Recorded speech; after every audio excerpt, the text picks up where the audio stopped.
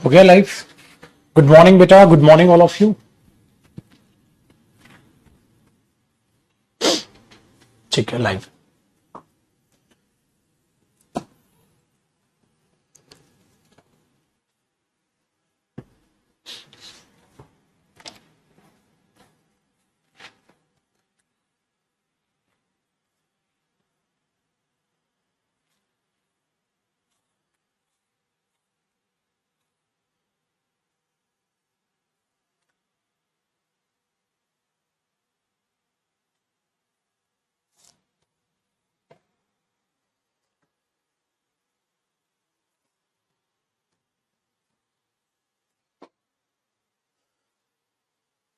चलिए आइए बेटा, चीजों को करते हैं स्टार्ट। और आज की जो कहानी है उत्तर वो उसी को समझ आएगी जिसने लास्ट क्लास अटेंड की होगी। अगर आप में से कोई स्टूडेंट है जिसने कल की क्लास अटेंड नहीं की है तो उसको आज की क्लास समझ नहीं आएगी। ठीक है, इसलिए आज की क्लास देखने से पहले आप अपनी कल की क्लास को कवर करें, अदरवाइज आपको दिमाग में नहीं बैठेगा आज मैं क्या करा रहा हूं। बात से समझ आए बेटा, ये चीज अपने दिमाग में बैठाइएगा। चलिए नमस्कार बेटा आप सभी को। देखो बच्चे, आज जो हमने टॉपिक स्टार्ट करना है वो है यूज ऑफ टेंस और टाइम एंड टेंस। कल जो हमने किया था वो टेंस और वर्ब का एक बेसिक पार्ट किया था कि कैसे टेंस बने हैं, क्या टेंस की डेफिनेशन होती है, कैसे हम इसको देखते हैं। आज यूज ऑफ टेंस और टाइम एंड टेंस जो हमारा टेंस टॉपिक, आप इसे इनडायरेक्टली बोल सकते हैं। अब इसको हमने बेटा करना है स्टार्ट और आज से चीजों को करना है समझना चालू। अब आपको पता है present indefinite, present continuous, present perfect और प्रेजेंट परफेक्ट कॉन्टिन्यूस ये कैसे बने हैं। प्रेजेंट बेटा टाइम हो गया और वो इधर एक्शन या नॉन एक्शन की क्या हो गई, अपने आप में टाइप्स हो गई कि एक एक्शन कितने टाइप का हो सकता है। इसीलिए मेरे बच्चे टेंसेस को इस तरीके से बांटा गया है। ठीक है, दूसरी चीज अगर हम फ्यूचर टेंस की बात करें तो बेटा मॉडर्न इंग्लिश में, ठीक है, मॉडर्न इंग्लिश में फ्यूचर टेंस को टेंस भी कंसीडर नहीं करते टेक्निकली, क्योंकि वो हमारी इमेजिनेशंस है। इसलिए फ्यूचर टेंस में हम क्या यूज करते हैं बेटा, विल और शैल। कल मैंने आपको प्रेजेंट और पास्ट तो टेंस बनाना सिखा दिया, फ्यूचर टेंस बनाना मैं सिखाऊंगा फ्यूचर टेंस में कि क्यों इसको टेंस कंसीडर नहीं करते, फिर भी बट हम टेंस में पढ़ते हैं, क्या बातें हैं वो फ्यूचर टेंस में जानेंगे। तो आज हम क्या करेंगे, एक एक करके टेंस को अब अपना पढ़ना और समझना स्टार्ट करेंगे। ठीक है, तो आपकी हेडिंग क्या डलेगी, सबसे पहले प्रेजेंट इंडेफिनिट टेंस। तो बेटा मां सरस्वती का ले नाम और करें आज की प्रारंभ पढ़ाई। Present indefinite tense. अब एक एक करके सारे टेंस को पढ़ते जाएंगे, समझते जाएंगे, देखेंगे किस तरीके से वो एग्जाम में पूछे जाते हैं। अगर मैं प्रेजेंट इंडेफिनिट टेंस की बात करूं तो बेटा सबसे पहले कॉन्सेप्ट में इसके फॉर्मेट्स बता देता हूं, उन फॉर्मेट्स पर भी बेस्ड एग्जाम में क्वेश्चंस आएंगे। तो प्रेजेंट इंडेफिनिट टेंस के सबसे पहले कॉन्सेप्ट में इसके फॉर्मेट्स को जान लो। देखो भाई, इसके फॉर्मेट्स डिपेंड करता है बेटा टाइप ऑफ सेंटेंस पे। अगर सबसे पहला फॉर्मेट मैं अफर्मेटिव सेंटेंस का देखो, अफर्मेटिव सेंटेंस कौन सा होता है भाई, अफर्मेटिव सेंटेंस होता है बेटा हा वाला वाक्य। हिंदी में क्या बोलते हैं इसको, हा वाला वाक्य, अफर्मेटिव सेंटेंस। इसका फॉर्मेट क्या है, याद है थोड़ा थोड़ा, नहीं याद है तो लिखते चलिएगा, ठीक है, और समझते चलिएगा। भाई अगर आपका सब्जेक्ट प्लूरल हुआ, प्लूरल सब्जेक्ट हुआ भाई आपका, या आपका सब्जेक्ट आई हुआ, ठीक है, या आपका सब्जेक्ट आई हुआ, ठीक है, ध्यान दीजिएगा, या तो आपका सब्जेक्ट क्या हो, प्लूरल हो, या आपका सब्जेक्ट आई हो, या बेटा आपका सब्जेक्ट यू हो। इसके साथ आप वर्ब की फर्स्ट फॉर्म ऑफ वर्ब लगाते हो और बात को आगे बढ़ाते हो और बाद में क्या आ जाता है बेटा, फुल स्टॉप। ठीक है जी, वेरी गुड। अगर आपका सब्जेक्ट, फिर नीचे एग्जाम्पल भी लिखूंगा मैं, अगर आपका सब्जेक्ट सिंगुलर हो तो उसके साथ वर्ब की फर्स्ट फॉर्म नहीं, उस पर एस और ईएस लग जाएगा और बाकी की बातें आएंगी और लग जाएगा फुल स्टॉप। और वर्ब की फर्स्ट फॉर्म पर जब एस और ईएस लगता है तो कल की क्लास याद करो, मैंने इसे कहा था बेटा, इसे बोलते हैं सिंगुलर वर्ब। याद आया बात, वेरी गुड। अब यहां पर दो तीन बातें हैं जो आपको सीखनी है। क्या सीखनी है? जैसे प्लूरल सब्जेक्ट के साथ सर फर्स्ट की फर्स्ट फॉर्म है, समझ आता है। सिंगुलर सब्जेक्ट के साथ सर सिंगुलर वर्ब है, समझ आता है, ठीक है। लेकिन सर आई के साथ फिर फर्स्ट फॉर्म क्यों ले ली उन्होंने? जैसे ध्यान से सुनिएगा, अगर मैं आपके इसके क्या एग्जाम्पल है, नीचे आप एग्जाम्पल कॉपी करोगे। अगर मैं एक छोटा सा सेंटेंस ये लिखता हूं, दे गो देयर या दे गोज देयर, तो दे गो देयर होना चाहिए, गोज देयर होना चाहिए, तो आप तुरंत बोलोगे सर दे प्लूरल है, उसके साथ गोज नहीं, क्या आएगा? Go there. लेकिन एक बात याद रखिएगा बेटा, ये मैथ्स नहीं है कि हर जगह 2 और 2 4 ही रहे। मैथ्स नहीं है कि हर जगह 2 और 2 जमा करो तो 4 ही आए, चाहे कोई जिंदा हो चाहे कोई मर गया, नहीं बेटा। भाषा में और सब्जेक्ट में फर्क होता है। लैंग्वेज क्या करती है, अपने आप में कुछ चेंजेस लेके आती है, क्योंकि ये इंसान ने उस चीज को फिक्स कर दिया है। हमने उस चीज को फिक्स कर दिया, भाई ऐसे यूज करना है तो ऐसे ही करना है। अब हुआ क्या बेटा, जैसे आप एक बात बताओ, आप आबवाई तो बोल सकते हो, लेकिन बेटा आप आम्ब्रेला तो नहीं बोल सकते। आम्ब्रेला क्यों नहीं बोल सकते? क्योंकि आम्ब्रेला और आ दोनों मिक्स हो जाएंगे, आम्ब्रेला। सो हमने यहां पे क्या लगा दिया? एन, क्योंकि वावल साउंड थी तो उससे पहले एन लगा दिया, ताकि 2 साउंड क्या ना हो जाए, मिक्स ना हो जाए। तो वही काम क्या होता है बेटा कि लैंग्वेज में जब उन्होंने आई को यूज किया, तो आई के साथ अगर मैं ये बोलूं आई गो देयर या आई गोज देयर, अब बेटा आप तो बोलोगे सर आई सिंगुलर, आई के साथ गोज लगा लो। उन्होंने बोला नहीं यार, ये साउंड हमें जचती नहीं है आई के साथ सिंगुलर वर्ब, तो हम प्लूरल ही लगा के चलेंगे। आई के साथ हम प्लूरल ही लगा के चलेंगे। तो आई के साथ उन्होंने क्या लगा दिया? प्लूरल लगा दिया। आई कौन है बेटा? वही जो अपनी बात को बोल रहा है। आई होता है बोलने वाला। बोलने वाले को इंग्लिश में क्या बोलेंगे बेटा? स्पीकर। मैं तो मैं बोलूंगा I go there, I goes there नहीं बोलूंगा, मैं बोलूंगा आई गो देयर, मैं वहां जाता हूं। तो आई के साथ भी याद रखिएगा, गोज उन चीजों ने अवॉइड किया just because of sound effect. उन्हें वो साउंड सुटेबल नहीं लगी, तो उन्होंने उसके साथ उस चीज को अवॉइड कर दिया, है ना। इंटरेस्टिंग पार्ट तो ये याद रखना। इसलिए मैंने कहा बेटा, चाहे सब्जेक्ट प्लूरल हो, चाहे सब्जेक्ट आई हो, चाहे सब्जेक्ट यू हो। अब यू के साथ भी फर्स्ट फॉर्म कैसे बेटा? देखो एक बात को समझिएगा। अगला एग्जांपल, अगर मैंने बोल दिया यू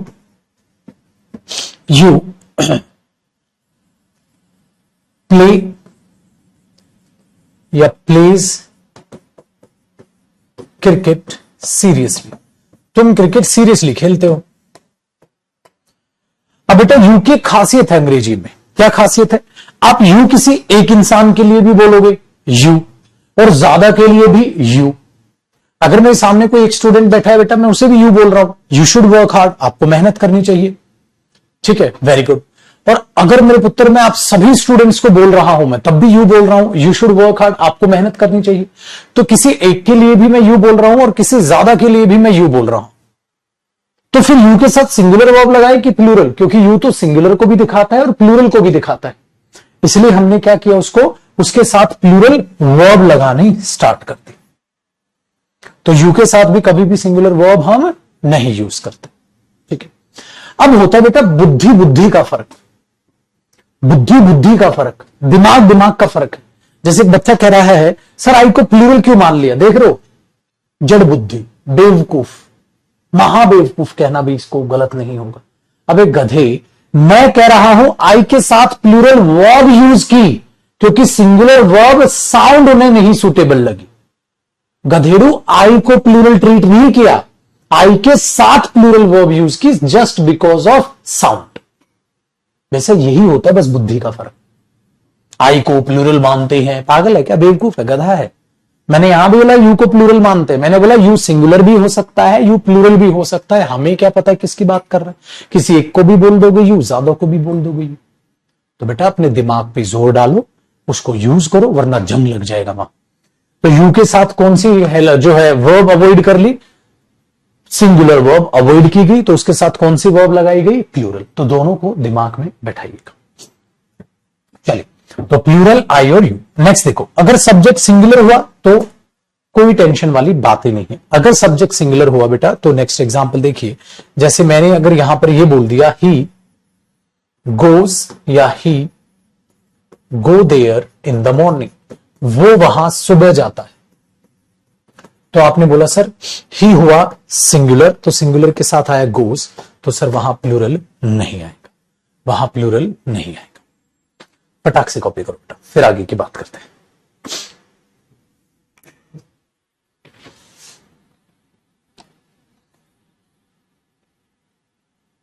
ठीक है, हो रहा, साथ साथ हाथ चलाएं।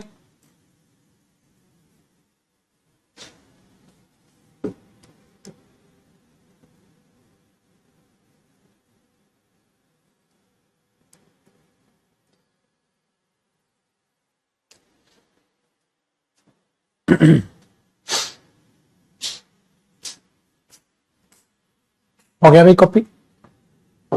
तो याद रखिएगा, बाकी छोटी मोटी क्लास में भी आपने आराम से पढ़ा होगा। अब आगे देखिएगा भाई, लेकिन एक छोटी सी चीज नोट करके देखिए।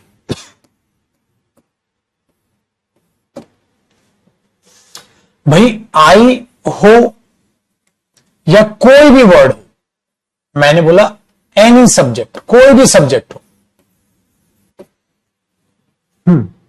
एनी सब्जेक्ट, कोई भी सब्जेक्ट हो, या आप उसको नॉर्मल लिख लो, चाहे आई हो बेटा ऐसे लिख लो, चाहे यू हो, चाहे कोई भी वर्ड हो, अगर आप उसको एज अ वर्ड ट्रीट करेंगे तो एरो लगाइए, वो सिंगुलर वर्ड होगा।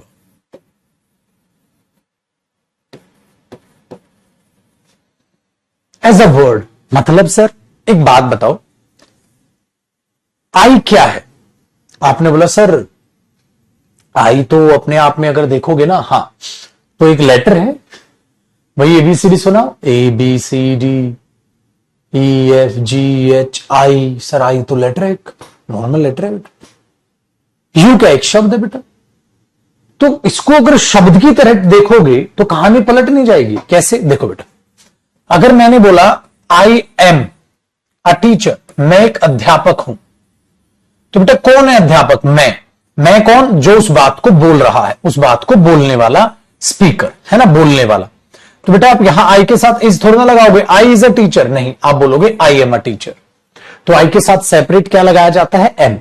ठीक है, वेरी गुड। अगर छुटको मैं यहां पर यह बोल दू बेटा आई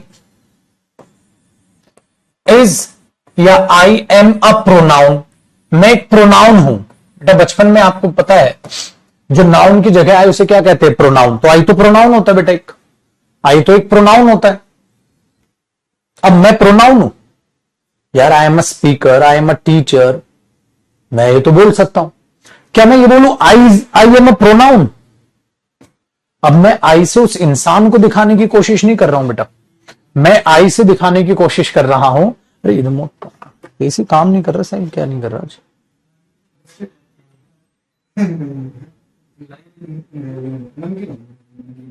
नमकीन इसमें देखना कुछ हो तो देखना कुछ है।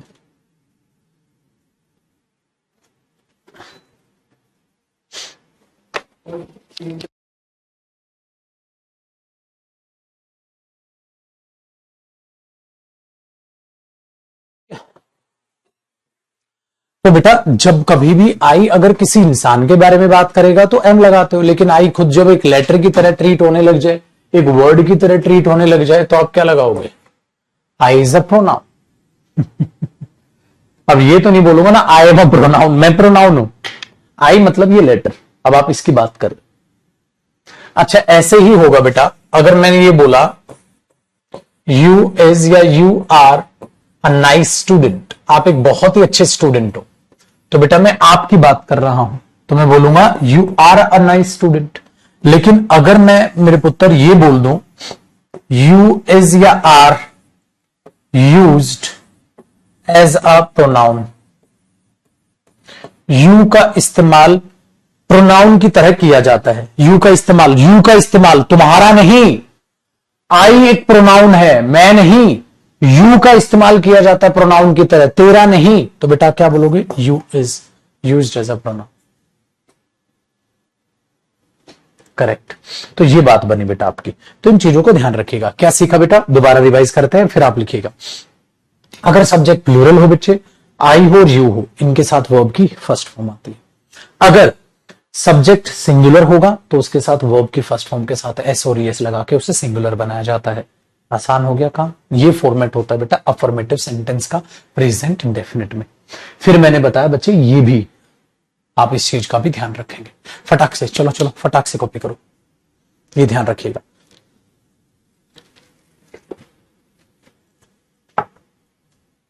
ठीक है, अब आप बोलोगे सर इस कॉन्सेप्ट पे जो आपने एक फॉर्मेट वाला पढ़ाया क्या इस पर भी पेपर में एरर आ जाता है? बिल्कुल एरर आ जाता है बेटा। देखो देखो पेपर में आया था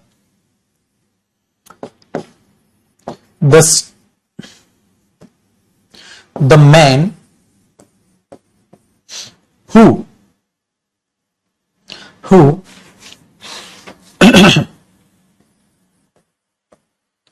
always help the poor is her best friend. ये है, इसमें एरर बताइए बेटा क्या है? इसमें एरर बताइए क्या है? The man who always help the poor is her best friend. वो आदमी जो हमेशा गरीबों की मदद करता है उसका बेस्ट फ्रेंड है। मुझे बताइए बेटा इसमें क्या गलती है? इस तरीके के एरर आपके एग्जाम में आएंगे। मुझे बताइए छुटको इसमें क्या गलती आपको नजर आ रही है?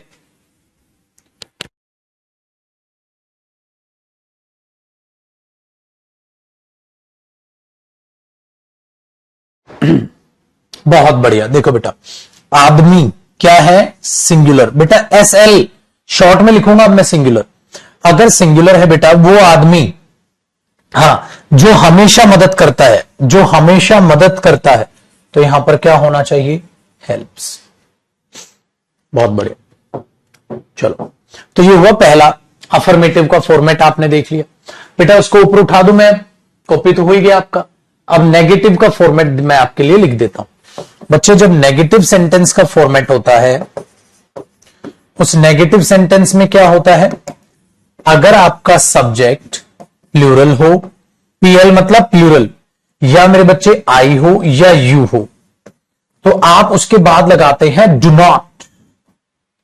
क्या लगाते हैं? Do not. और उसके बाद वर्ब की फर्स्ट फॉर्म और आगे आप बात लग लेते हो, फुल स्टॉप। अगर आपका सब्जेक्ट मेरे बच्चे सिंगुलर हो, मतलब एसएल हो, सिंगुलर हो, तो फिर आता बेटा डज नॉट। क्या आता है? Does not. तो आपने डू का क्या कर दिया? डज, ताकि वो कैसी, अब ये हेल्पिंग वर्ब आ गई ना इसमें, ताकि वो कैसी हेल्पिंग वर्ब बन जाए? सिंगुलर हेल्पिंग वर्ब बन जाए। क्या बन जाए बेटा? सिंगुलर हेल्पिंग वर्ब बन जाए। तो ये सिंगुलर हेल्पिंग वर्ब बन गई है कि नहीं? तो आपने क्या देखा? सिंगुलर है तो डज नॉट, प्लूरल या आई या यू होता है डू नॉट। ठीक है, फिर वर्ब की फर्स्ट फॉर्म। बेटा अब यहां वर्ब की फर्स्ट फॉर्म पर एस और ईएस लगाने की जरूरत नहीं पड़ती, क्योंकि आप ऑलरेडी उस सब्जेक्ट के बाद आने वाली वर्ब को सिंगुलर कर चुके हो, तो दोबारा उसको लगाने की आवश्यकता नहीं है। यह भी एरर पेपर में बन सकता है। और बाद में क्या आ गया बेटा? फुल स्टॉप आ गया। देखो जी एग्जाम्पल कैसे हुई कहानी। अगर मैं ये कहता हूं they play cricket, way cricket खेलते हैं। भाई मैं अगर ये लिखूं they play cricket, way cricket खेलते हैं, ठीक है, हां। और अगर मैं बोलूं वे क्रिकेट नहीं खेलते हैं, तो आप क्या लगाओगे? They do not play cricket. I do not play cricket, you do not play cricket, way cricket नहीं खेलते हैं, डू नॉट आ गया। बहुत बढ़िया। अगर मैं ये लगा दूं ही प्ले या प्लेज क्रिकेट, वो क्रिकेट खेलता है, तो आप बोलोगे सर ही तो सिंगुलर है, उसके साथ प्लेज आएगा। लेकिन बेटा अगर मैं इसका नेगेटिव बनाऊंगा तो आप क्या रखोगे? He does not play cricket, क्योंकि डज ऑलरेडी सिंगुलर हो चुका है। अगर वो सिंगुलर हो चुका है तो आपको यहां प्लेज करने की कोई भी आवश्यकता नहीं है। ठीक है, वेरी गुड, ये ध्यान रखिएगा बच्चे। डन है? तो उसको फटाक से कॉपी करिए बेटा, इससे बेसिक कुछ नहीं होता। अगर इसी भी को, अगर अभी भी मेरे बच्चे इसमें भी किसी को ये है ना कि डज नॉट के बाद फर्स्ट फॉर्म, ऑलरेडी सिंगुलर हो गया बेटा, डू नॉट के बाद फर्स्ट फॉर्म, अगर अभी भी इसमें दिक्कत है तो मेरे बच्चे माफ कीजिएगा, आपकी इंग्लिश वीक नहीं है, आपकी इंग्लिश का सत्यानाश हो चुका है।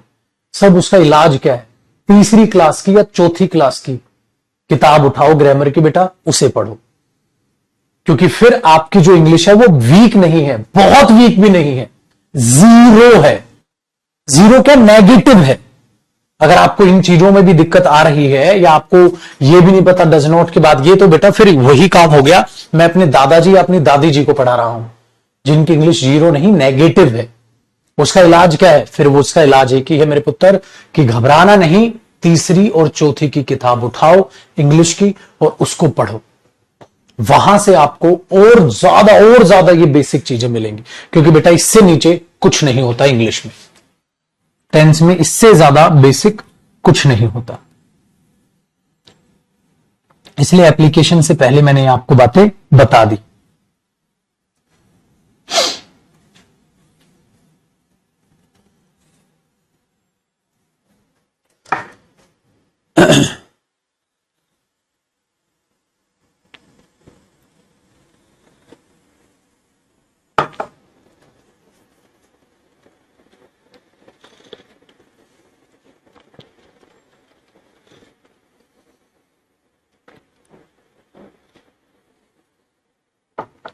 बेटा एसएल मतलब सिंगुलर, पीएल मतलब प्लूरल, ठीक है ना, ऐसे याद रखो।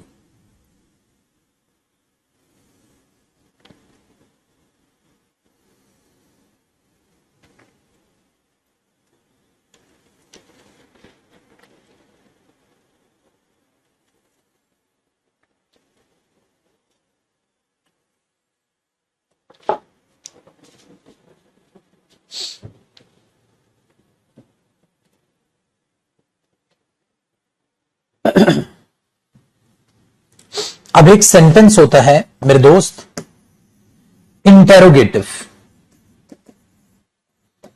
इंटेरोगेटिव को क्या बोलते हैं, प्रश्नवाचक, है ना, क्वेश्चन पूछते। देन उसके लिए क्या करते हो, आप पहले हेल्पिंग वर्ब ले आओ, मतलब डू या डज आप यहां लेके आओ, या इसको और आसानी से लिखवा देता हूं, आप डू लगाओगे बेटा, फिर आप सब्जेक्ट लगाओगे। अगर सब्जेक्ट आपका प्लूरल हो या आई हो या यू हो, ये तो पता चल गया अब आपको। फिर वर्ब की कौन सी फॉर्म, फर्स्ट फॉर्म और क्वेश्चन। अगर डज आएगा बेटा तो उसके बाद सब्जेक्ट आएगा कौन सा, सिंगुलर, और उसके बाद वर्ब की फर्स्ट फॉर्म। फर्स्ट फॉर्म पे एस और एस नहीं लगेगा, क्योंकि बेटा ऑलरेडी डज हो चुका है। तो बेटा बोलो मेरा थैंक यू, क्योंकि इतना बेसिक करा दिया। ये स्कूल में दूसरी या तीसरी क्लास में पढ़ाते हैं, वो बेसिक भी करा दिया।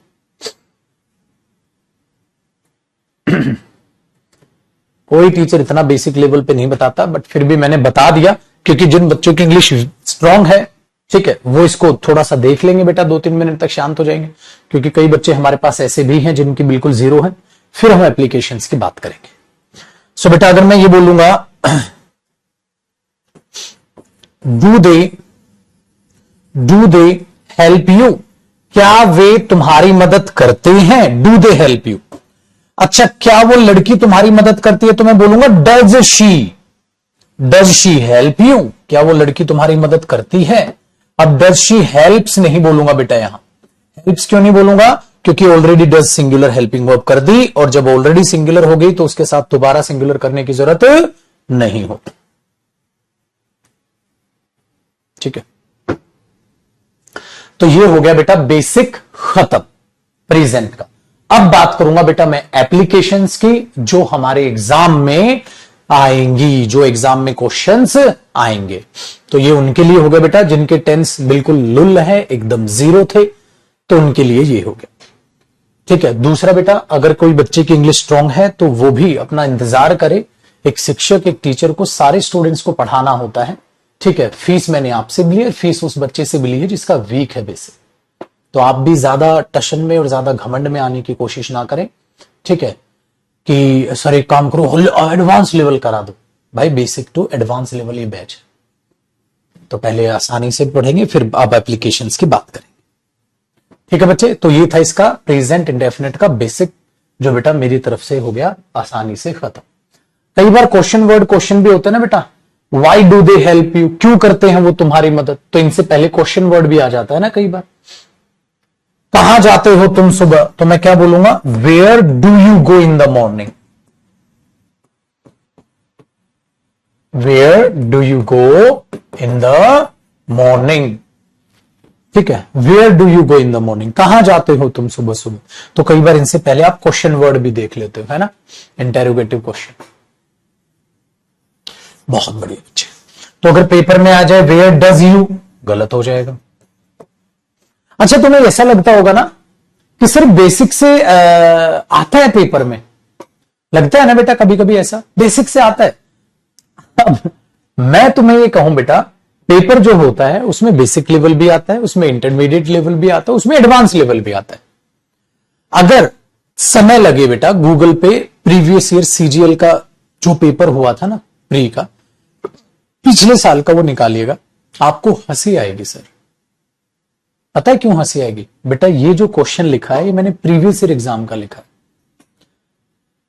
क्या सर इतने आसान क्वेश्चन? बिल्कुल आते हैं बेटा, पेपर में इतने आसान क्वेश्चन भी आते हैं पुत्र कि आप ऑलरेडी उसमें से मतलब बिना कोचिंग के उन क्वेश्चन को कर पाओ। बेटा बिना कोचिंग के भी आप 20% पेपर आराम से सोल्व कर दोगे आप इंग्लिश का, क्योंकि बचपन से इतना ठीक ठाक हमने देख लिया। तो कभी भी ये ईगो या ये घमंड कभी मत पालना बेटा कि बेसिक की क्या जरूरत है, समझना, या ये तो हमें आता है। भाई आता है, उसको थोड़ा सा एक बार रिवाइज हो जाएगा, कोई गोलीबारी नहीं चल रही बेटा। ठीक है, चलो अब नेक्स्ट कॉन्सेप्ट से बात करते हैं बेटा इसकी एप्लीकेशंस की। अब हम फॉर्मेट की बात नहीं करेंगे बेटा, अब बात करेंगे इनके एप्लीकेशंस की। अब प्रेजेंट इंडेफिनिट की, अब यहां पर बात होगी इसकी एप्लीकेशंस की। एप्लीकेशंस मतलब उसका वो लेवल जो एग्जाम में पूछा जाता है। ये भी एग्जाम में आता है, मैंने बताया था ना बच्चे, हर तरीके का एग्जाम आप देते। अब कॉन्सेप्ट की बात करते हैं। देखो बेटा, प्रेजेंट इंडेफिनिट टेंस के अब यूसेज जानो, उसके यूज जानो कि कैसे प्रेजेंट इंडेफिनिट टेंस जो है यूज किया जाता है। ध्यान से सुनना बेटा, जब कभी भी आप प्रेजेंट इंडेफिनिट टेंस की बात करते हैं, हाँ, इसमें ना एक छोटी सी चीज को सीखिएगा। मैं तुम्हें कुछ बोलूंगा, ठीक है, मैंने बोला ये तो कुछ ज्यादा ही भला आदमी है, मैंने कुछ नहीं कहा, बात को सुनिएगा। सामने वाला आपकी तारीफ कर रहा है या आपकी बेइज्जती कर रहा है? ये तो कुछ ज्यादा ही सीधा आदमी है। अब सोचिए, ये तो कुछ ज्यादा ही सीधा आदमी है। बेइज्जती कर रहा है, तारीफ कर रहा है? बेइज्जती कर रहा है, तारीफ नहीं कर रहा। समझ में आई? बस बेटा यही हिडन सेंस निकालनी होती है आपको। जब आप उस हिडन सेंस पे काम करने लग जाओगे तो आप इन चीजों को भी समझ में लग जाओगे। ठीक है, और एक बच्चा नोट के लिए पूछ रहा, बता दो बेटा, कहता सर अगर हमें नोट लगाना हो तो बेटा दो जगह नोट है, या तो डजंट या डोंट कर लो, या मेरे बच्चे यहां नोट लगा लो। अगर नोट भी लगाना हो ना आपको तो यहां नोट लगाओ। जैसे do they not help you, does she not help you. ठीक है, आप ऐसे नोट लगा सकते हैं, या doesn't she help you, don't they help you, ऐसे लगा सकते हैं। इनको सिखाऊंगा, ठीक है, आगे क्वेश्चन टैग वगैरह टॉपिक में आएगा। तो देखो बेटा, अभी भी मैंने बोला ना ये तो कुछ ज्यादा ही सीधा आदमी है, इसका मतलब क्या हुआ? इसका मतलब क्या हुआ सर? इसका मतलब सिंपल सी बात हुई कि ये बेइज्जती कर रहा है, तारीफ वाली बात तो नहीं। बच्चे यही चीज याद रखिएगा जब कभी भी आप प्रेजेंट इंडेफिनिट टेंस की बात करते हैं। ठीक है, अब आप एक एरो लगाइएगा, सेंस ऑफ ऑलवेज। ठीक है, या इसमें आप बोल दो sense of always, arrow, routine slash habit. ये है, या ये भी लिख सकते हो सेंस ऑफ रूटीन और हैबिट, इतना भी चलेगा बेटा। सेंस ऑफ रूटीन और हैबिट इतना भी लिख दो, ऑटोमेटिकली इससे समझ जाओगे। अब बच्चे बोलेंगे रूटीन और हैबिट क्या होते हैं? रूटीन देखो बेटा, और हैबिट, हैबिट तो आप सब जानते हैं आदत होती है। जैसे आपको सुबह जल्दी उठने की आदत है, आपको सुबह चाय पीने की आदत है, आपको अखबार पढ़ने की आदत है, आपको मेहनत करने की आदत है, ये चीजें। रूटीन क्या होता है बेटा? रूटीन में आप अपनी दिनचर्या बताते हैं। आप स्कूल जाते हैं या आप लाइब्रेरी जाते हैं, आप क्लासेस अटेंड करते हैं, ये सब आपकी क्या है बेटा? रूटीन है। आप क्या करते हैं दिन भर में, तो ये आपकी दिनचर्या, ये आपकी आदत है। अब मैं कुछ नहीं बोलूंगा, और ये याद रखिएगा, प्रेजेंट इंडेफिनिट टेंस में सेंस ऑफ रूटीन और हैबिट ये ऑलरेडी हिडन सेंस में होते हैं। तो आप ब्रैकेट में लिख देना हिडन सेंस। इन सब की आपको क्या दिखाई देती है बेटा? Hidden sense. सामने वाला कुछ बोलेगा नहीं, लेकिन इनकी आपको हिडन सेंस वहां ऑलरेडी दिखाई देगी। सीखिएगा, मैं कुछ नहीं कहूं, मैंने अभी भी बोला ना, ये तो कुछ ज्यादा ही सीधा है, और तुम अपने आप समझ गए इस बात को। तो बेटा इस बात को भी समझिए, अगर कोई इंसान सपोज कीजिए ये कह रहा है आई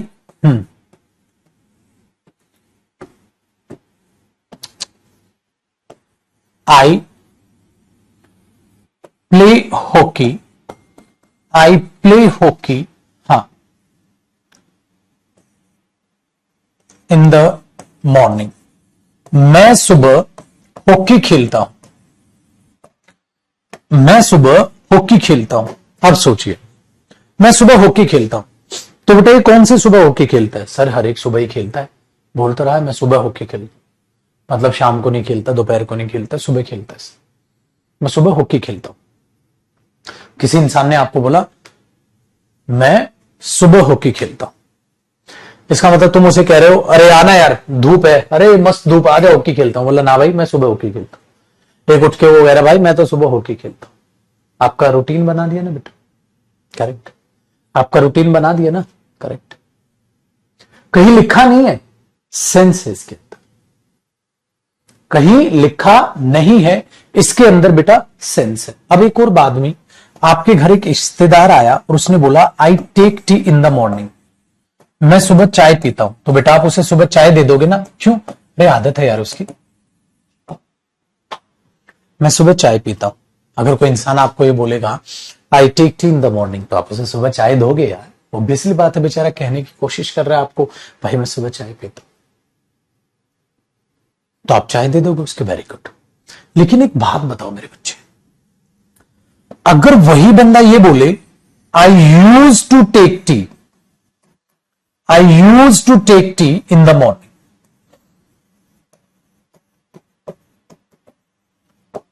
बेटा ये जो यूज टू होता है अंग्रेजी भाषा में, जो यूज टू होता है इसका मीनिंग होता है बेटा आदत। इसका मीनिंग होता है आदत, हैबिट को दिखाना, ठीक है। लेकिन एक बात आप मुझे समझाइएगा जरा, कॉपी नहीं करना है, रफ है बेटा, या आप इसके नीचे नोट करके कॉपी कर भी सकते हैं, कोई दिक्कत नहीं। मेरे बच्चे मैंने ये लिखा पास्ट हिस्ट्री।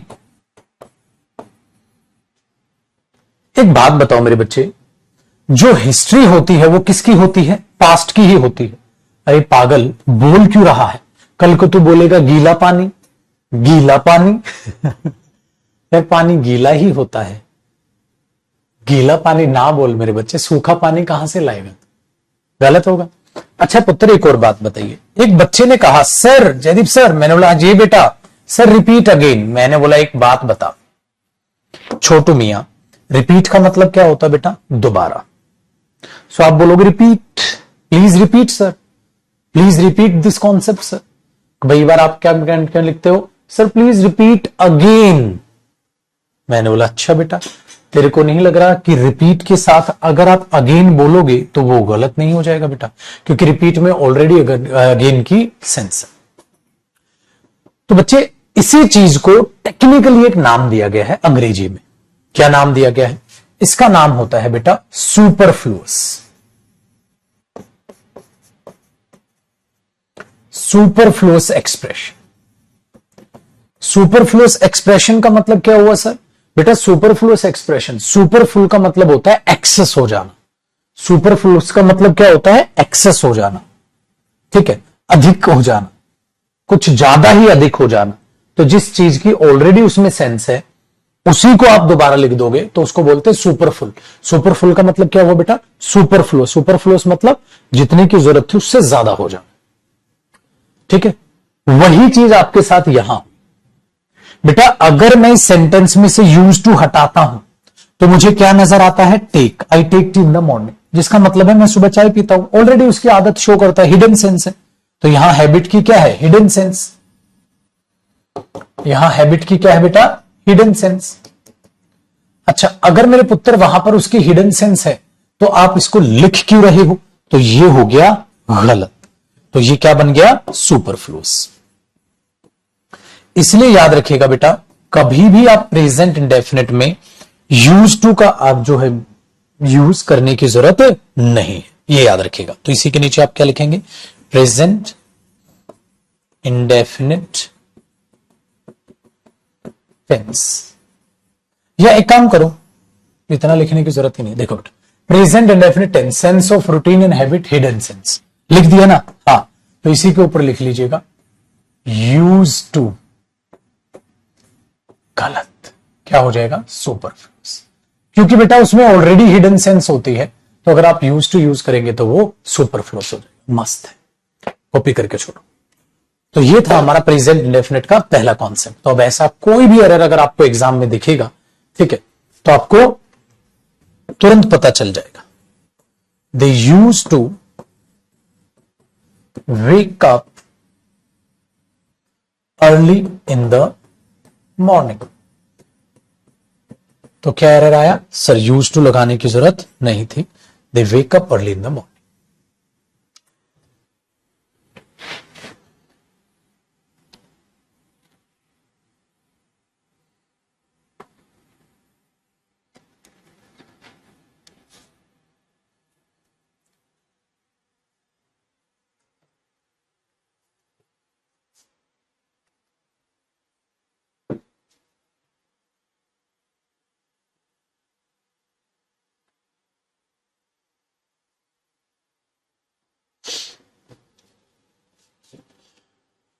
ओए राम रे।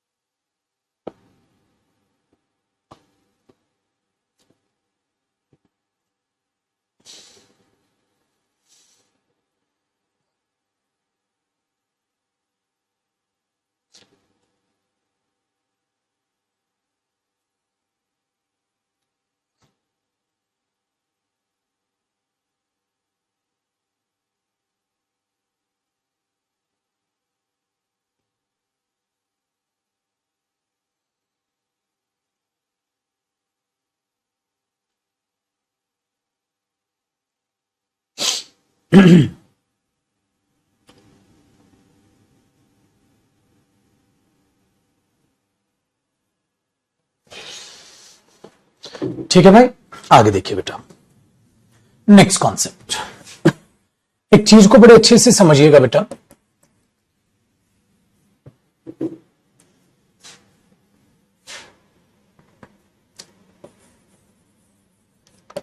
एक्शन कैसे हुआ, कब हुआ, क्यों हुआ, कहां हुआ, उस एक्शन की फ्रीक्वेंसी क्या है। फ्रीक्वेंसी का मतलब पता है क्या होता है बेटा? कब कब वो एक्शन कब कब हुआ। हाँ, जो इन चीजों को बताए, एक्शन कब हुआ, क्यों हुआ, कहां हुआ, कैसे हुआ, कब कब हुआ, जो इसके बारे में बताती है उसे बेटा हम एडवर्ब कहते हैं। जो इसके बारे में बताती है उसे हम क्या कहते हैं, एडवर्ब। काम कब हुआ, कैसे हुआ, क्यों हुआ, कहां हुआ, इनको क्या कहते हैं बेटा, एडवर्ब। अभी बताता हूं मैं ये चीज आपको बता क्यों रहा हूं। जैसे बेटा अगर मैंने ये लिखा ही केम, या ऐसे कर लेते हैं, ही रन्स, वो दौड़ता है, फास्ट, ही रन्स फास्ट। तो रन्स क्या हो बेटा, एक्शन, वर्ब। हाँ, कैसे दौड़ता है, फास्ट दौड़ता है। तो फास्ट क्या हुई बेटा, एडवर्ब। तो एडवर्ब मतलब कब, क्यों, कहां, कैसे। तो ये जो चीजें आती हैं इसे क्या बोलते हैं बेटा, एडवर्ब बोलते हैं। तो मैंने बोला, जैसे अभी अभी मैंने आपको सीरियसली एक शब्द लिखा था, कहां गया भाई, उड़ा दिया क्या कहीं, खो गया वो सेंटेंस। जैसे मैंने लिखा था ना, ही प्लेज क्रिकेट सीरियसली, वो क्रिकेट को सीरियसली खेलता है। तो ही प्लेज क्रिकेट हाउ सीरियसली। तो सीरियसली किसका रिप्लाई हो, कैसे खेलता है, कहां खेलता है, कब खेलता है। ये सब चीजें जो होती हैं बेटा सेंटेंस में क्या होती हैं, एडवर्ब। ही कम्स हेयर, वो यहां आता है। तो कहां आता है, यहां। तो हेयर क्या हुआ बेटा, एडवर्ब। तो ये होती है एडवर्ब। अब आप सोचोगे ना सर एकदम से आप एडवर्ब्स का क्यों जिक्र कर रहे हैं, अभी बताऊंगा बेटा। ही कम्स हेयर, कहां आता है, यहां आता है। तो हेयर भी क्या हुआ, एडवर्ब। हेयर, देयर, ठीक है, सब क्या होते हैं बेटा, एडवर्ब। सर अब इससे इंडेफिनिट में इस बात का जिक्र करने का कारण क्या हुआ, आप इसका जिक्र क्यों कर रहे हो। मैंने बोला इसका एक रीजन है, चलो देखते हैं बेटा। तो यहां तक तो आपके पल्ले पड़े। इसका रीजन ये है मेरे बच्चे, कई जो एडवर्ब होती हैं वो अपने आप में होती हैं एडवर्ब्स ऑफ, इसी के नीचे लिखोगे आप, adverbs of frequency.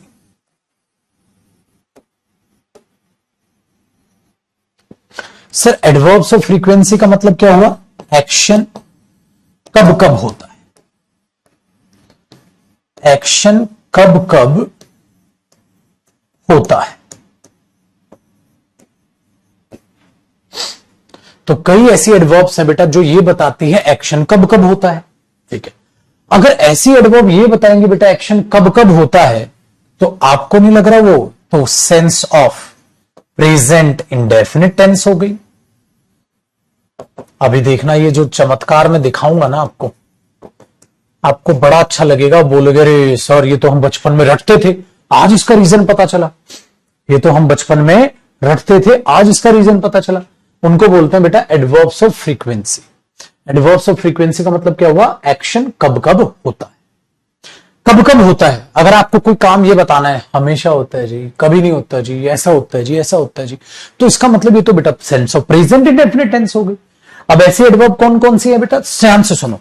Adverbs of frequency कौन कौन सी है बेटा, एक्शन कब कब होता है। मैंने बोला कब कब होता है, कहता है हमेशा होता है जी, मैं तो वहां कभी नहीं जाता, मैं तो वहां हमेशा जाता हूं, मैं वहां कभी नहीं जाता। अभी आगे और भी लिस्ट लिखवाऊंगा बेटा, तो आप एक काम कर लो, एक लाइन का गैप छोड़ दो अपना, एक या दो लाइन का गैप छोड़ दो और उसके नीचे एग्जाम्पल लिखो। देखना आप तड़कता फड़कता आपको ऐसा गर्मा गर्म एग्जाम्पल लिखूंगा मैं कि आपको मजा आ जाएगा। जिन चीजों को आप बचपन में रटते थे आज वो आपको समझ में आएंगी। बेटा अगर मैं एक सेंटेंस ये लिखूं, दे ऑलवेज गो देयर, वे वहां हमेशा जाते हैं। They always go there in the morning, वे वहां सुबह हमेशा जाते हैं। भाई सुबह होगी तो वो हमेशा जाते हैं वहां, ठीक है। पर एक में सेंटेंस लिखो बेटा, they are always going there in the morning.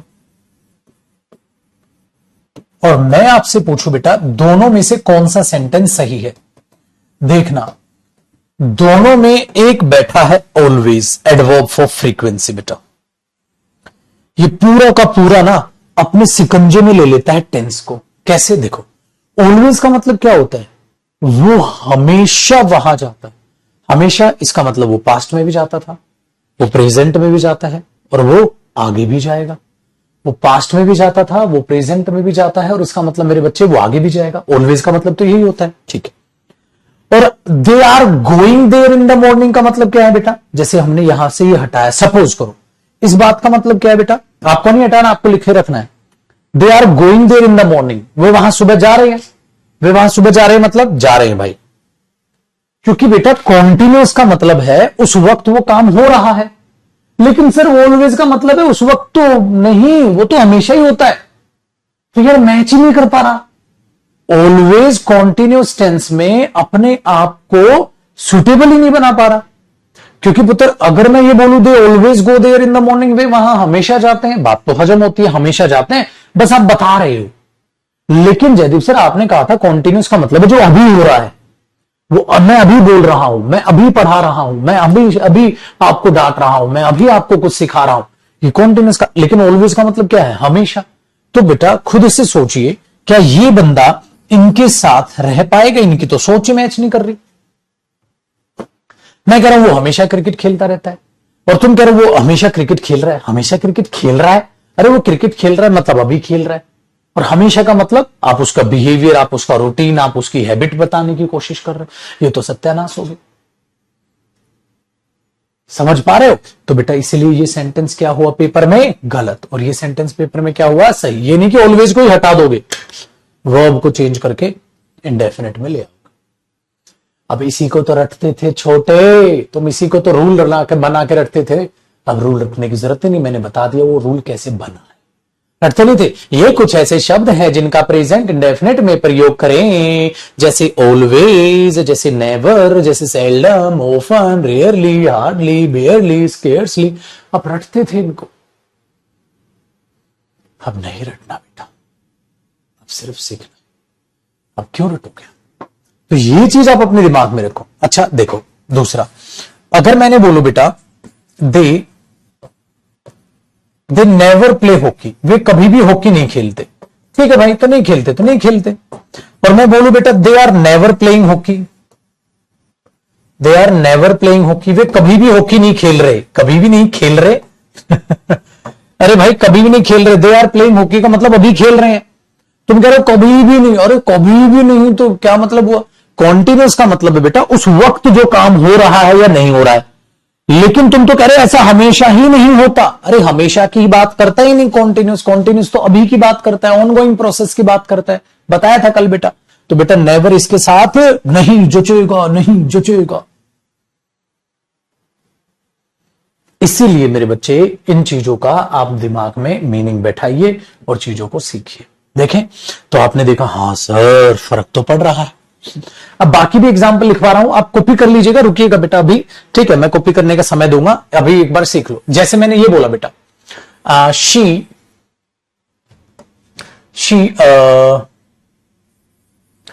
She goes there every day, she goes there every day, या आप इसमें ये करेंगे she is going there every day. क्या लिखोगे बेटा?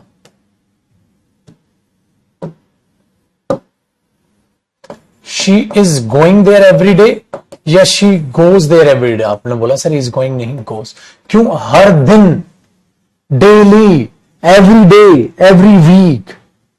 इन चीजों को समझो, इस तरीके को समझो। तो हमने देखा अरे यार ये तो बात तो सही है सर, वो वहां डेली जाती है, हर दिन जाती है, कभी कभार जाती है, ये होता है वो होता है, तो उन चीजों को समझना है। नेक्स्ट देखो बेटा,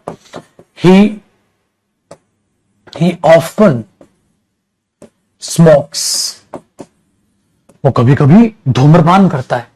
वेरी गुड। लेकिन बेटा आप ये तो नहीं बोलोगे ना शी इज ऑफन स्मोकिंग, वो कभी कभी धूम्रपान कर रहा है। अरे वो धूम्रपान कर रहा है, अभी कर रहा है, कभी कभी करता है तो करता है, बोलो कभी कभी, मतलब उसमें अभी की बात नहीं, उसकी आदत, उसकी हैबिट, उसकी रूटीन, उसके बिहेवियर, उसकी लाइफस्टाइल की बात कर रहे हो। वो हम बात नहीं कर रहे कि अभी कोई काम चल रहा है।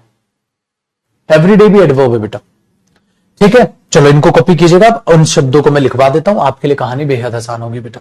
तो ऑलवेज, नेवर, ठीक है। सेल्डम का मतलब भी होता है बिल्कुल ही ना के बराबर बेटा।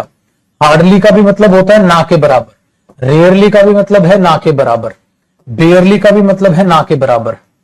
स्केर्सली का भी मतलब है ना के बराबर। तो ये सबका मीनिंग ना के बराबर ही है। सेल्डम भी होता है ना, ऑलमोस्ट नेवर ही है। हर एक का मीनिंग आपको पता होगा, ठीक है। ऑफन का मतलब होता है बेटा कभी कभी। ऑफन और समटाइम्स दोनों का सेम मतलब होता है बेटा। समटाइम्स भी होता है कभी कभी। एवरी डे, ठीक है, daily, every week, once in a week, हफ्ते में एक बार वो वहां जाता है, इस तरीके के ये शब्द होते हैं, तो इनको रटना नहीं है। और ये क्या होते हैं बेटा? Adverbs of frequency. ये भी मत बच्चों, ये मत रटो कि ये कुछ ऐसे शब्द, ढंग से सीखो ना बेटा, शब्द नहीं है, एडवर्ब्स हैं मेरे बच्चे, ठीक है? करो कॉपी।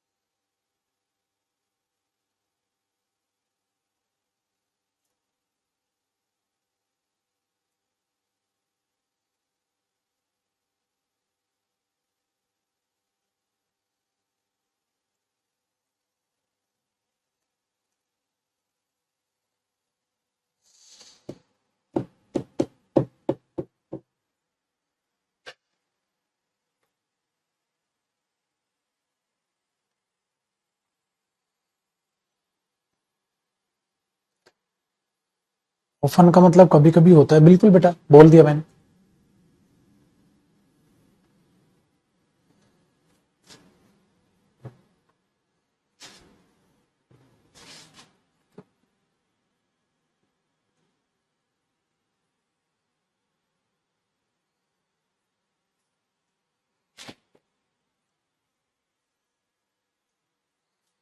चलिए भाई, अब ये कॉपी कर लीजिए।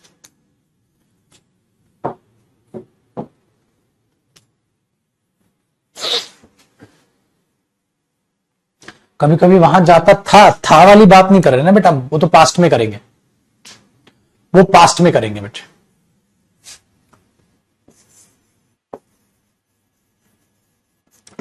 अब देखते हैं इसका अगला कॉन्सेप्ट।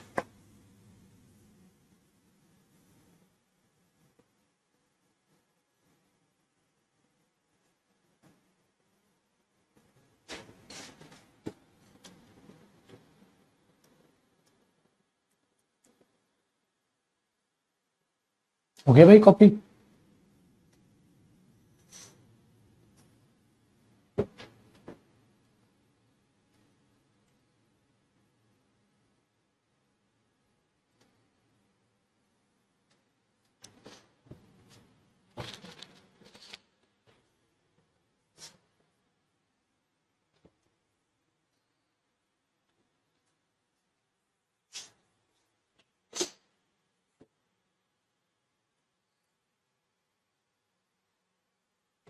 देखो बेटा, एक अब बहुत खतरनाक बात सीखिएगा, क्योंकि अब लड़ाई चालू हो चुकी है प्रेजेंट इंडेफिनिट और कॉन्टिन्यूस की, है ना?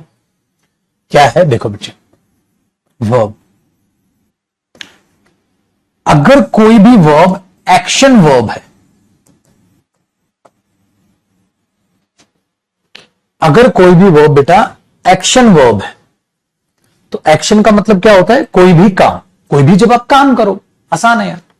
तो बेटा एक्शन वर्ब पे आप प्रेजेंट इंडेफिनिट या आप present continuous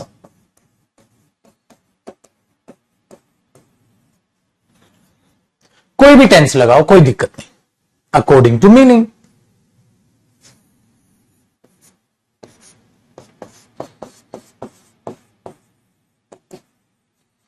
according to the meaning आप यूज करो भाई। प्रेजेंट इंडेफिनिट यूज करना है, कॉन्टिन्यूस यूज करना है, आप according to the meaning use कर लो, है ना। ही प्लेज क्रिकेट, वो क्रिकेट खेलता है, इसका मतलब आप वो बता रहे हो भाई वो क्या करता है, क्या काम है उसका, कहता है क्रिकेट खेलता है।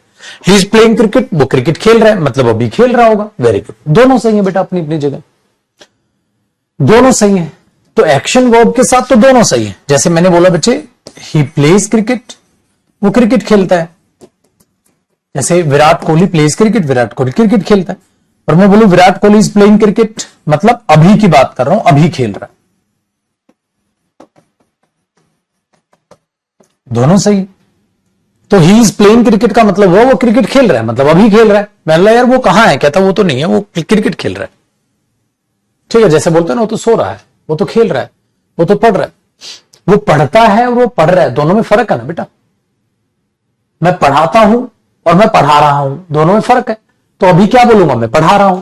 और नॉर्मल बाहर मुझसे क्या पूछे, कोई पूछेगा आप क्या करते हो, मैं बोलूंगा मैं पढ़ाता हूं।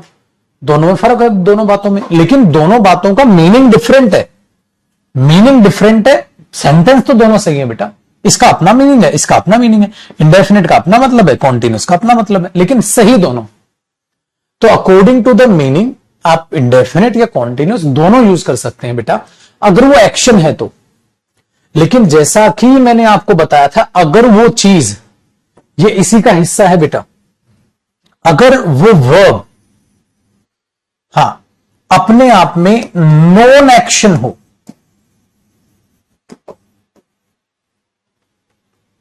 अगर वो वर्ब नॉन एक्शन वर्ब हो। नॉन एक्शन वर्ब का मतलब क्या है बेटा, नॉन एक्शन वर्ब का मतलब एक्शन नहीं दिखा रही हो, भावनाएं दिखा रही हो, एक्शन नहीं दिखा रही हो। अगर वो वर्ब क्या हो जाए बेटा, एक्शन वर्ब नहीं, नॉन एक्शन वर्ब, तो क्या करोगे, फिर तो फंस गए। तो बेटा नॉन एक्शन वर्ब में आप क्या बोलोगे, ओनली प्रेजेंट इंडेफिनिट। बेटा प्रेजेंट इंडेफिनिट आएगा, उसमें जो है कॉन्टिन्यूअस प्रोसेस गलत हो जाएगी। क्योंकि कॉन्टिन्यूअस प्रोसेस का मतलब है काम चल रहा है, भावनाएं नहीं चलती। याद आया, काम चल रहा है, भावनाएं नहीं चल सकती। तो बेटा उस केस में जब आप नॉन एक्शन वर्ब की बात करोगे, तो नॉन एक्शन वर्ब में ठीक है, आप अगर कॉन्टिन्यूअस टेंस लगाओगे तो वो क्या हो जाएगा, गलत हो जाएगा। क्या हो जाएगा, गलत हो जाएगा, नॉनसेंस हो जाएगा। ठीक है, वेरी गुड। इसी नॉन एक्शन वर्ब को बेटा एक और नाम दे दिया जाता है stative verbs. Stative verbs, stative verbs भी इन्हें बोल दिया जाता है। स्टेटिव वर्ब जो किसी स्टेट, किसी अवस्था को दिखाए, एक्शन को नहीं। कौन क्या है ये बताए, काम ना। जैसे मैं एक अध्यापक हूं, मैं ये नहीं बोल सकता मैं एक अध्यापक बन रहा हूं, पागल हो गए। कोई बोले ये इसके पिताजी हैं, हाँ ये बोले ये इसके पिताजी बन रहे हैं, नॉनसेंस हो जाएगा, पागल हो जाएगा बेटा। इसलिए याद रखना, कोई एक्शन है तो कॉन्टिन्यूअस, अगर मेरे बच्चे कोई एक्शन नहीं है, वो हमारी भावनाएं हैं, वो हमारी अपने आप में एक नॉन एक्शन की तरफ दिखा रहा है चीजें, तो आप उस केस में अगर ये सब चीजें यूज करोगे तो वो बकवास लगेगा। ठीक है, बताइए डन हुई बातचीत? आया कि नहीं आया मजा? कॉपी करो बेटा, फिर इसको ऊपर उठा के मैं एग्जाम्पल लिखूंगा। लल्ला लल्ला लल्ला।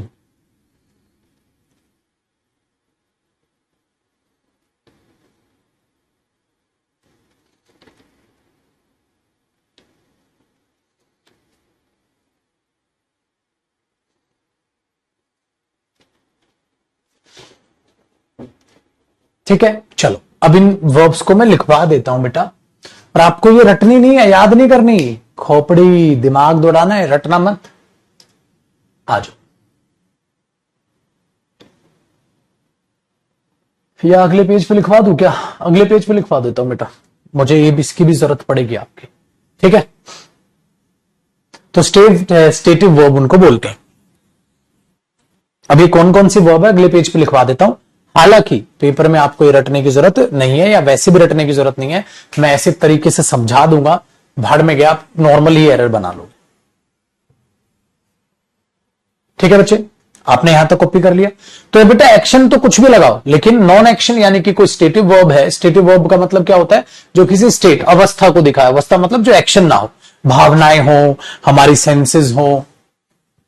ठीक है, चलो तो देखते हैं। उसी के नीचे लिखना है आपने स्टेटिव वर्ब्स। जैसे एक बात बताओ बेटा, मैंने कहा था ना, आप अपने परिवार से प्यार करते हो। बेटा प्यार करना कोई काम नहीं है, प्यार करना कोई काम नहीं है। सपोज करो आपने बोला आप किताबें पसंद करते हो, ठीक है, आप अपने अच्छे दोस्तों को पसंद करते हो, वो कोई काम नहीं है बेटा।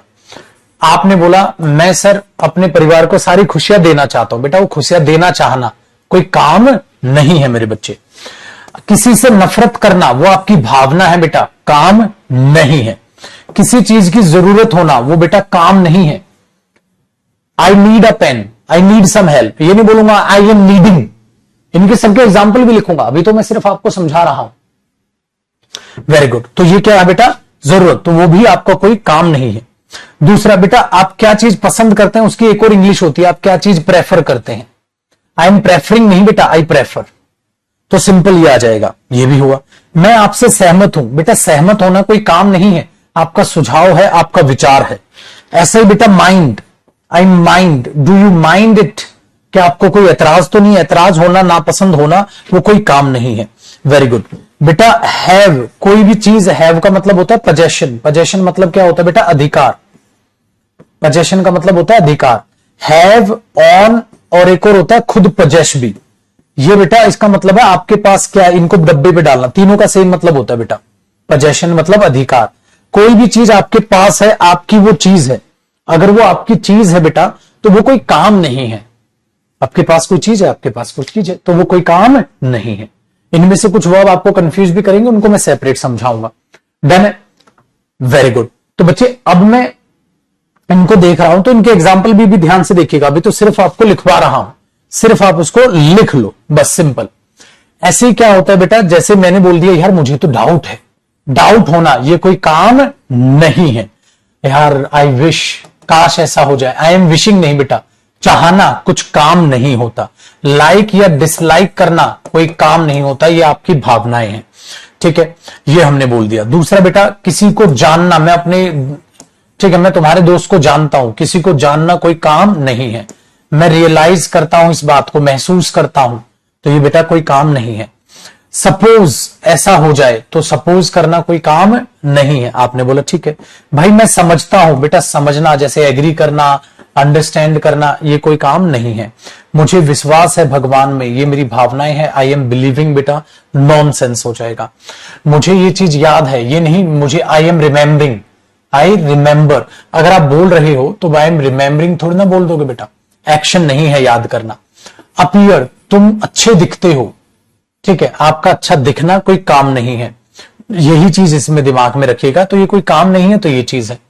और बेटा किसी से वादा करना, प्रॉमिसिंग नहीं, आई प्रॉमिस। इसलिए कभी भी आप प्रॉमिसिंग नहीं बोलते मैं वादा कर रहा हूं, नहीं, आप बोलते हो बेटा आई प्रॉमिस, प्रॉमिसिंग नहीं बोलते। Very good. ऐसे ही किसी चीज को इमेजिन करना, आई कैन इमेजिन या I imagine, I am imagining जो हो जाएगा बेटा वो नॉनसेंस हो जाएगा, जो ये चीज है। अच्छा, I belong to a rich family, I am belonging नहीं बेटा, किसी से आप ताल्लुकात करते हैं तो वो चीज भी यहां पर आ जाएगी। ठीक है, कोई चीज कितनी चीज कंटेन करती है, कंटेनिंग नहीं, कंटेन करना कोई काम नहीं है। इस बात को अपने दिमाग में रखिएगा। आसान हुआ कि नहीं हुआ? बहुत बढ़िया सर। और क्या बेटा ये लिस्ट खत्म होगी? नहीं खत्म होगी। क्या ये लिस्ट खत्म होगी? बिल्कुल भी खत्म नहीं होगी। बहुत हजारों हैं, क्या रट पाओगे? नहीं। तो क्या सीखना होगा बेटा? आपको सेंटेंस के हिसाब से देखना। सर वो कैसे देखेंगे? अब अपने बच्चों को मैं वो सिखाऊंगा, आपको इन वर्ब्स को रटने की जरूरत नहीं, बिल्कुल भी नहीं रटना। तो कैसा पता चलेगा? अब मैं बताऊं।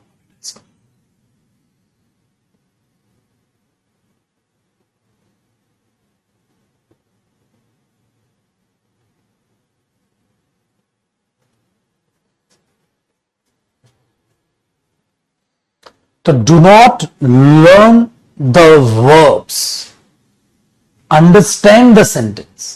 सेंटेंस को समझिए बेटा, वर्ब्स को मत याद कीजिए। ये तो मैंने सिर्फ आपको लिखवाने की कोशिश की।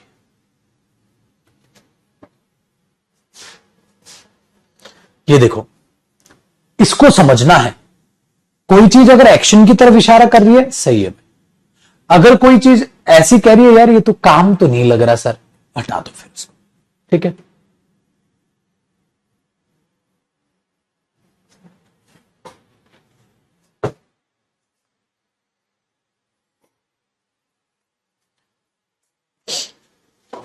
वरना मेरे भाई आप इरिटेट हो जाओगे, पागल हो जाओगे।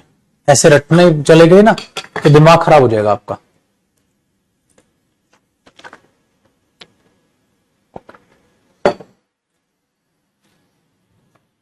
अच्छा, और ज्यादा दिमाग खराब कब होगा? और ज्यादा दिमाग खराब तब होगा जब किसी किसी वर्ब पर कॉन्टिन्यूस प्रोसेस आ जाएगी, आपकी खोपड़ी और घूम जाएगी।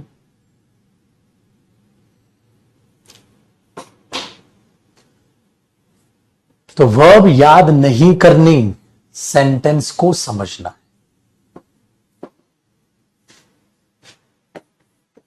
नोट लिखिएगा। Try to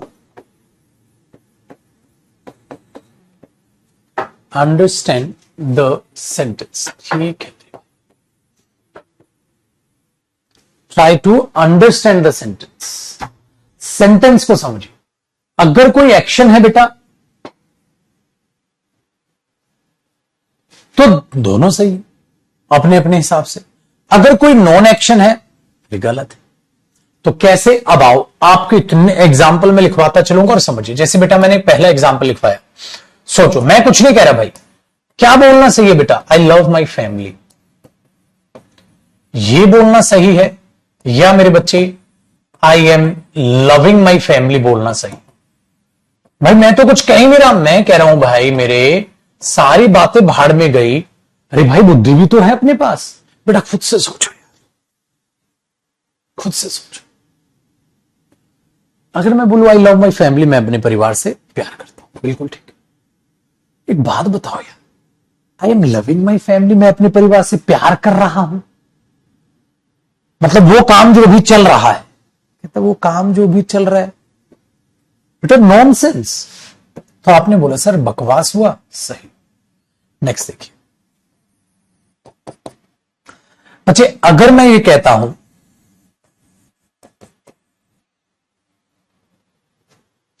I like my students, मुझे मेरे स्टूडेंट्स प्यारे हैं, अच्छे हैं। बेटा आई एम लाइकिंग, अरे सर कोई काम थोड़ी ना कर रहे हो।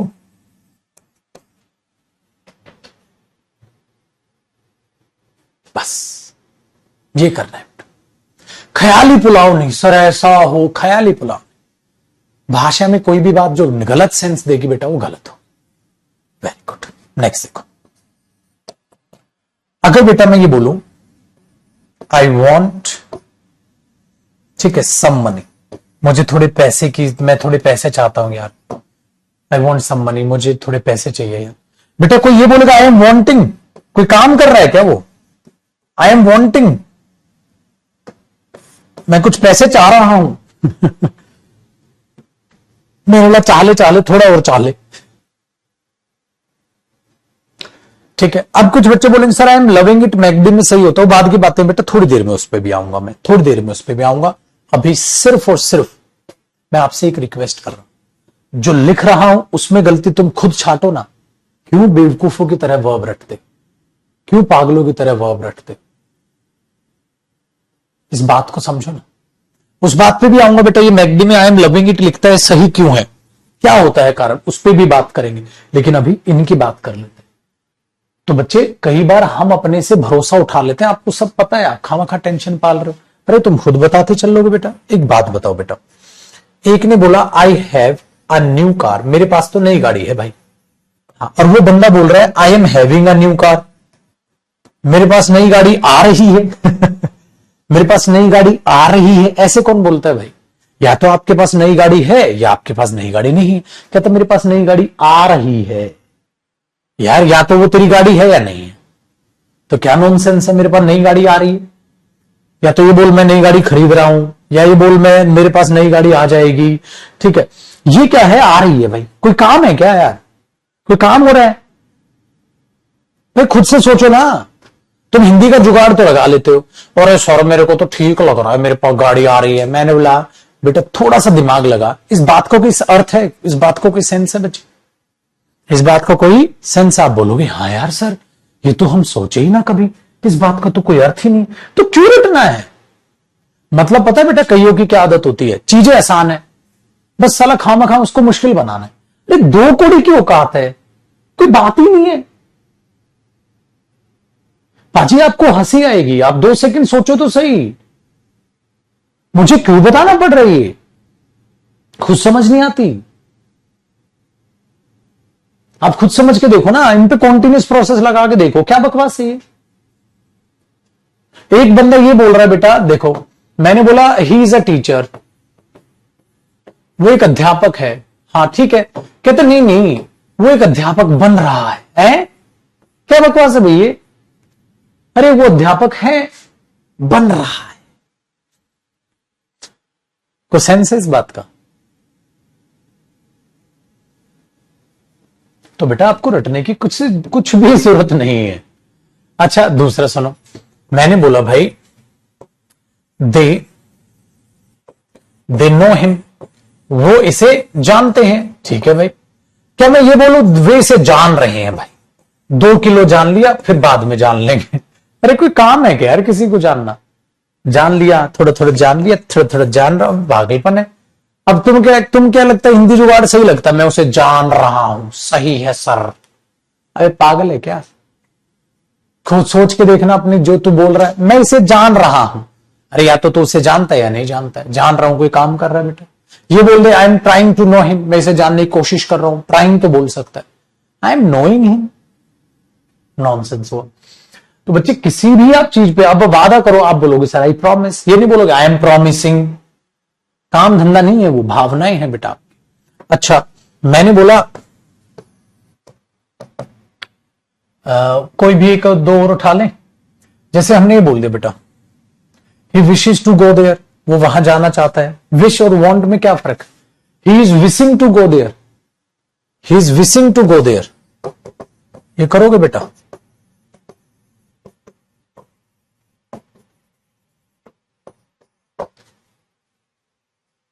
ही wishes to go there, wishing तो गलत हो जाएगा। I doubt he will go there, मुझे डाउट है कि वो वहां जाएगा कि नहीं जाएगा। ठीक है, आप ये बोलोगे आई एम डाउटिंग, नॉनसेंस हो जाएगा। करो बेटा कॉपी। तो क्या सीखा? कुछ भी नहीं बेटा, निचोड़ सुनो मेरे से, निचोड़ सुनो। कोई भी चीज अगर एक्शन की तरह हो सकती है, वो उसे पीट रहा है, वो उसे डंडे मार रहा है, वो उसे पढ़ा रहा है ना, वो खेल रहा है, वो खा रहा है, वो पढ़ रहा है, वो घर की सफाई कर रहा है, वो गाड़ी धो रहा है, जो लॉजिकल लगे कि हाँ यार ये तो एक्शन है जो चल रहा है, सही है, जो लगे कॉन्टिन्यूस प्रोसेस में सही लग रहा है सर, और जो बेटा लगे किसी सर ये तो कोई काम धंधा ही नहीं है ना, हाँ तो उसे उड़ा दो बेटा। ये है क्योंकि इनका अंत नहीं है, इनका अंत नहीं है राजू, ध्यान देना। कर लो बेटा कॉपी इसको, फिर आगे की बात कर। अब मैं बात वो करता हूं सर, कई जगह मैंने इन वर्ब पे कॉन्टिन्यूस प्रोसेस देखी है सर, वो कब आती है वो बताता हूं बेटा। अब मैं उसकी बात करूं, पहले आप यहां तक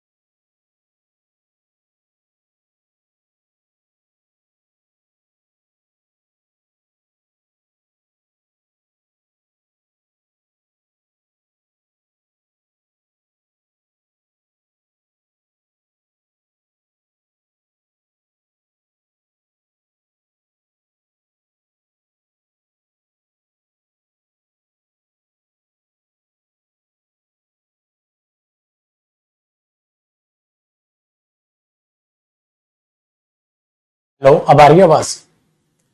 हाँ, तो बेटा मैं क्या कह रहा था, मैं कह रहा था अब तो किसी को वीक नहीं लग रही इंग्लिश, अब तो जा रही है खोपड़ी में।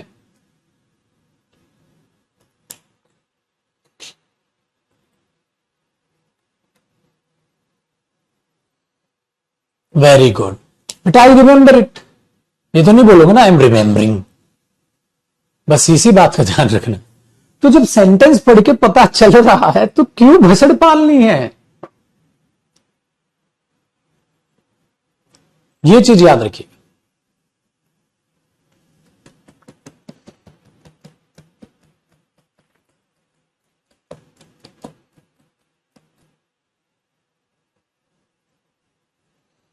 तो कई बच्चों की आदत होती है बेटा, सीधी सादी जिंदगी को झंड बनाना है, सीधी सादी चीजों को मुश्किल बनाना है।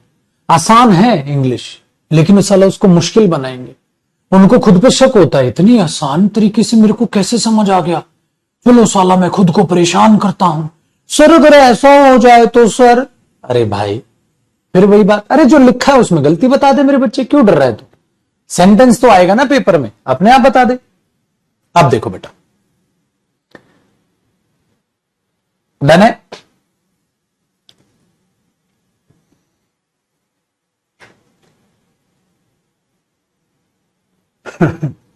इसलिए डांटता हूं मैं, खामखा होता है बेटा बच्चों का, खामखा।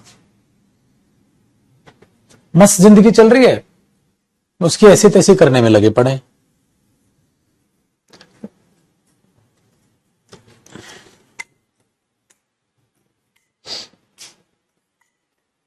बच्चा अगर आज कुछ होमवर्क दीजिए, बेटा कल भी होमवर्क मिला था, वो कैब की क्लास देखी, 25% पेपर में वो कैब भी आएगी,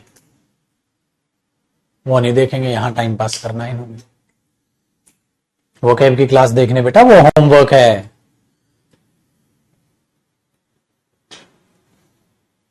ठीक है जी, आ जाओ शेरो पुत्र। अब क्या करना है बेटा, इसी का एक और नोट है, ये एक नोट समझा, इसी का एक और नोट है, पता है क्या? देखो,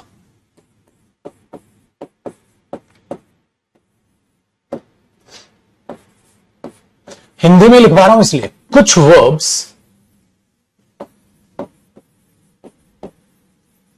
सेंटेंस के अकॉर्डिंग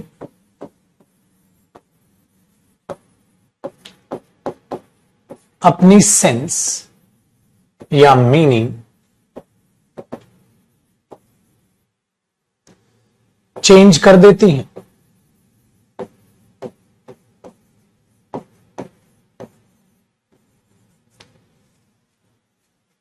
जैसे बेटा, अब आपके साथ हो सकता है धोखा।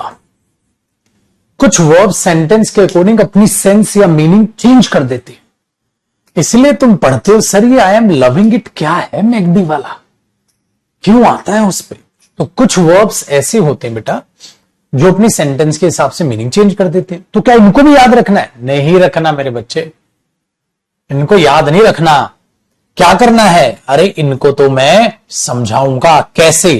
पहली वर्ब हमारी मैं उठा रहा हूं हैव, जो कि आज नहीं मेरे बच्चे, उसको उठाएंगे हम कल। ठीक है, क्योंकि आज हमारे पास वक्त की कमी है, तो उसको हम बेटा जी, कमेंट एक बार करता हूं रिफ्रेश, उसको उठाएंगे हम कल। ठीक है, अब यहां से पढ़ेंगे। तो आपने आज क्या पढ़ा मेरे बच्चे? सारा का सारा देखो एक बार समझना। सर प्रेजेंट इंडेफिनिट का सिंपल से बेसिक पढ़ा, बेसिक के बाद ये देखा कि इंडेफिनिट में रूटीन और हैबिट की सेंस ऑलरेडी होती है, तो यूज टू लगाने की जरूरत नहीं। फिर आपने हमें ये बताया कि कुछ एक्शन को दिखाने वाली ऐसी एडवर्ब्स हैं जो बात इंडेफिनिट की सेंस देती हैं। फिर हमने देखा कि कुछ ऐसी वर्ब्स हैं बेटा जो एक्शन को दिखाएंगी, तो दोनों आ जाएंगे। अगर कोई एक्शन नहीं, भावनाएं हैं हमारी, ठीक है, या अधिकार हैं हमारे, वो एक्शन नहीं होते, उन पर कॉन्टिन्यूस प्रोसेस गलत होगी। लेकिन कुछ वर्ब ऐसी शैतानी है जो अपना मीनिंग बदल देंगे, तो इनको पढ़ेंगे बेटा हम कल। ठीक है, तो इनको मैं सारी डिलीट कर देता हूं, मेन पेज जो हमारे हैं प्रेजेंट इंडेफिनिट के, वो रख लेता हूं। दूसरी बात मेरे पुत्र, आज आपकी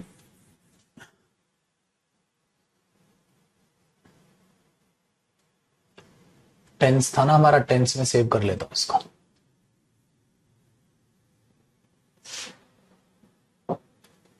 बच्चा पार्टी आज आपकी बेटा 2:30 बजे दोपहर के 2:30 बजे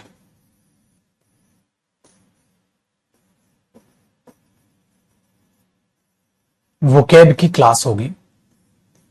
क्लास नंबर 44 है शायद।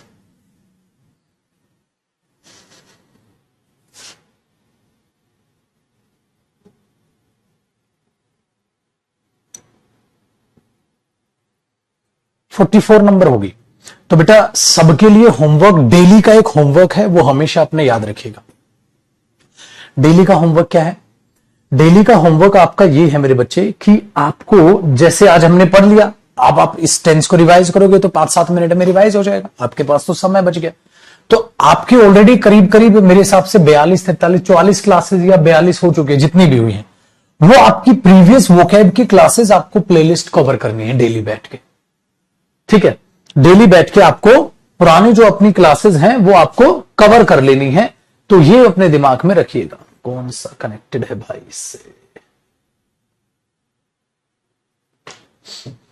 चलो अभी इसमें नेट है नहीं, तो आपको क्या करना है, आपकी वो पुरानी क्लासेस जो है आपको वो कवर करनी है, पहली बात। दूसरी, आज जो हमारी क्लास नंबर 42, 43 जो भी होगा, सीरीज देख लेंगे, जो भी नंबर की क्लास होगी, उस क्लास को आज आपको लाइव अटेंड करना है 2:30 बजे से।